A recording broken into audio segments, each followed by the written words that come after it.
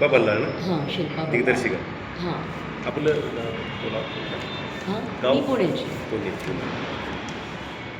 आणि आपला विषय काय माहिती तर पडेल? आत्ता आंतरराष्ट्रीय महिला वर्षाला 50 वर्ष झाले 2025 साली. तर त्यामुळे एकूण भारताभरातल्या महिलांची स्थिती सध्या काय आहे आणि महिला चळवळीने इतकी वर्ष जे काम केलं त्यातनं नेमकं म्हणजे काय निष्पन्न निघालं आहे किंवा खरं तर महिला चळवळीला हे काम का करावं लागलं याचा शोध घेण्याचा एक संकल्पनात्मक प्रयत्न आहे. हा माहितीपट असं म्हणेन मी. 100 मिनिटांची ही फिल्म आहे, डॉक्युमेंटरी फिल्म. आणि भारतातल्या 16 राज्यांमध्ये फिरून मी शूट केलं आहे. 4 वर्ष त्याच्यासाठी फिरत होते शूट करताना. आणि म्हणजे 18 साली खरं तर शूटिंग सुरू केलं.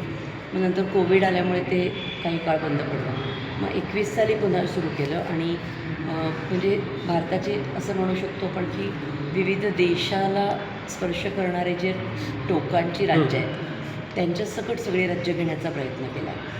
आणि उत्तर दक्षिण सगळंच आहे त्याच्यात. नॉर्थ ईस्टची राज्य आहेत आणि त्याच्यात म्हणजे एकूण पितृसत्ता ही काय आहे आणि भारत त्या पितृसत्तेच्या असं म्हणूया जाळ्यात कसं अडकलेलं आहे. आणि पितृसत्ता ही याच्यात फक्त पुरुष अडकलेले नसतात. पितृसत्ता ही एक मानसिकता आहे. त्यामुळे त्याच्यामध्ये महिला पुरुष लहानापासून मोठे होणारे मुलगे हे सगळेच हळूहळू त्या दिशेने जायला लागतात.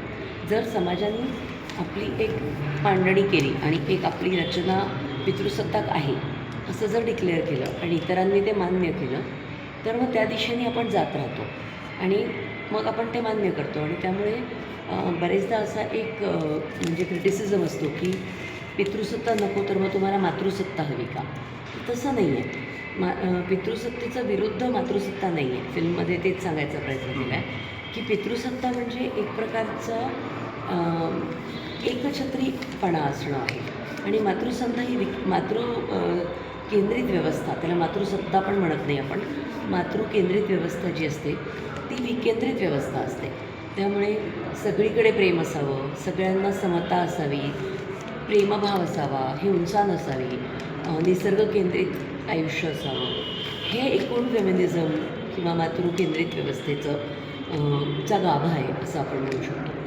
त्यामुळे एकूण आत्ताच्या काळात म्हणजे भांडवलशाहीने म्हणा किंवा चंगळवादाने स्त्रियांना खूप कर्मकांडात गुंतवून ठेवलं आहे असं मला वाटतं. त्याच्यामध्ये म्हणजे अगदी पुण्यासारख्या ठिकाणी तर तुम्ही पाहिलं तर नवरात्रात 9 रंगांच्या साड्या नेसणं किंवा खूप जास्त सण जास्त करायला लागलेत किंवा प्री वेडिंग शूट ही तरुण मुली करायला लागलेत आता खूप जास्त. तर मला असं वाटतं की आपण पुढे जाण्याच्या ऐवजी मागे आलो आहे आणि आपण खूप जास्त त्या कर्मकांडांमध्ये गुंतत चाललो आहे. कावड यात्रेचं हे खूप प्रचंड वाढलं आहे उत्तरेकडे, जे महाराष्ट्रापर्यंत पोचलं आहे. गणपती ज्या प्रकारे आपण घेतो, कारण गणपती उत्सव हा इतका घरातला आणि पारिवारिक सण आहे, पण तो रस्त्यावर येऊन आता जे काही त्याचं एकूण थैमान झालेलं आहे तर या सगळ्याला उत्तर देण्याची जी व्यवस्था आहे ती मातृकेंद्रित व्यवस्था आहे.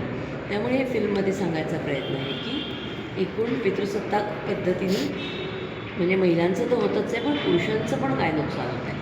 कारण पुरुषांकडनं फार अपेक्षा केल्या जातात की रडू नाही शकत, तुम्हाला काही लागलं तर तुम्ही म्हणजे विवळू नाही शकत, दुःख झालं आहे सांगू शकत नाही, कारण तर तुम्ही पुरुष आहात, तुम्हाला कमवलंच पाहिजे. कुठलाही पुरुष हे म्हणायला मोकळा नाही आहे की आत्ता मला कमवायची इच्छा नाही आहे तर मी जरा ब्रेक घेणार, मला काही काळ नुसतंच जगायचं आहे, मला माझ्या मुलांसोबत वेळ घालवायचा आहे किंवा समाजासाठी काम करायचं आहे असं म्हणता येत नाही पुरुषांना. हे पितृसत्तेने त्यांच्यावर दिलेलं ओझं आहे. तर हे सगळं फिल्ममध्ये सांगायचं प्रयत्न. पहिलीच तुमची फिल्म आहे काय? ही पहिलीच फिल्म आहे का? माझी 19वी फिल्म आहे. 19वी. हां. तर एकूण मी सामाजिक विषयांवर 19 आतापर्यंत केलं. ओके. त्याच्यातल्या छोट्या छोट्या 120 शॉर्ट फिल्म्स पण केल्या आहेत. ओके. आणि त्या 9 भाषांमध्ये आहे भारतात. किती 19 शॉर्ट फिल्म किती? डॉक्युमेंटरीज 19 केल्या आणि 120 शॉर्ट फिल्म्स केले. ओके. म्हणजे सामाजिक विषयावर सगळ्या सामाजिक विषय. ओके. ही साधारण कधी केली आपण? हे मी 2006 पासून करते. ही फिल्म केली मी हां 18 वर्ष. 21 म्हणू शकता, 21 ते 25. हां. 21ला हे झाले 4 वर्ष शूटिंग करते मी. नाही त्याचं हे काय म्हणतात, सुरुवात कधी झाली आपली सुरुवात 21 साली. 21ला आपण ते प्रदर्शित पहिला केली नाही नाही, प्रदर्शनात shooting करायला. शूटिंग 21 ओके, साली ओके. काम सुरू काम केलं. सुरू केलं तेव्हा. म्हणजे 30 नोव्हेंबर आत्ता 25 साली संपली. कारण महिला वर्ष 2025 साली त्याला 50 वर्ष हम्म. होती ना, हां म्हणून फिल्म पण त्या साली केली. येस म्हणजे आता 25 साली आपण त्याचं हे केलं प्रदर्शित केलं आपण प्रदर्शित 25 सुरुवातीतच केली पहिलीच केली सुरुवात परत 21 साली झाली. नाही हे आता या 9वं स्क्रीनिंग आहे.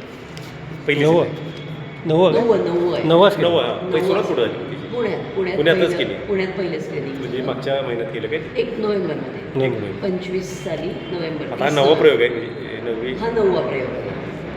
आणि या कुठं कुठं करणार सेवाग्रामला झालं. आता इथनं पुढे झालं. इथनं पुढे कधी करणार ह्याच्या पुढे उत्तर भारतात जायचं. उत्तर आता. भारत. हम्म. ओके. उत्तर- महाराष्ट्रातच 9 ठिकाणी झालं आपलं 9 ठिकाणी झालं. महाराष्ट्रात हम्म. हो महाराष्ट्रात. ओके महाराष्ट्राबाहेर आता सुरू करायचं. ओके. हा नवा यानंतर महाराष्ट्र बाहेर हां अजून 2-3 आहेत महाराष्ट्रात. त्यानंतर मग उत्तर भारतात. उत्तर भारतात ना हम्म. यासाठी फंडिंग मिळते काय कसं सगळं स्वतः सो करतो. त्यामुळे मी लोकांना आवाहन केलं होतं तेव्हा. उपस्थिती कोण कोण होतं इथं आपले प्रमुख कोण कोण आपले यासाठी? पाहुणे. तर मेधाताई पानसरे आहेत, तनुजा शिपूरकर आहेत आणि आपल्या या सुद्धा आहे मीना शेषू मीना शिशू करेक्ट. शोज केला. शो सुरू केला. हां पुण्यात केला पहिला शो. नाही इथं आता सुरुवातीला इथं नाही ॲक्च्युली त्यांनी मला म्हटलं की काही बोलायचं आहे का, हां. तर मी म्हटलं मला जे बोलायचं होतं ते मी फिल्ममध्ये बोलले म्हटलं, बोलले त्यामुळे नंतर काही काय चर्चा. अशी काय मला मुलग्यांकडनं फार इंटरेस्टिंग म्हटलं गेलं, म्हणजे तरुण मुलं मुलांच्याकडून मुलांच्याकडून. हां. तरुण मुलं असं म्हणाले की एक सेवाग्रामला मुलगा मला भेटला, अगदी तरुण होता 25शीतला असेल.